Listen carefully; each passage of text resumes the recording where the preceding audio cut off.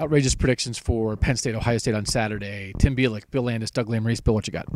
Somebody asked us a question on our podcast this week about Sam Hubbard possibly dropping back in the coverage, and it's been stuck in my head for 2 days. Sam Hubbard's going to have a pick 6 against Penn State. We're talking Sam Hubbard down on the ground, dropping back into zone. I think Penn State's offense, the stuff it does, actually lends itself to him stepping in front of one of those throws. Touchdown, Sam Hubbard. We talked about that on the podcast. We talked about the Steve Miller play. Yeah, it's all I've been thinking about for 36 hours. You should tell Sam that. He would appreciate that. Tim, what you got? Going 25 touches from scrimmage for J.K. Dobbins. That includes runs and catches. Urban Meyer talked a couple weeks ago how he wants to essentially run J.K. Dobbins into the ground. He got his most work since the Army game 2 weeks ago against Nebraska, against the best opponent Ohio seen since Oklahoma. I think they're going to stick with their number one option, especially outside the red zone, and they're going to give the ball to Dobbins at will and dare Penn State to beat him because it's a factor they didn't have when the two teams met a year ago. It was a game-breaking running back.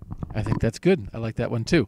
Mine's a twofold thing because I'm trying to make a point with my outrageousness. I'm picking Saquon Barkley more than 180 rushing yards, but Ohio State still wins. I am subscribing to the theory of a huge Barkley day won't kill them. Barkley actually only has 300-yard rushing games in 7 games this year.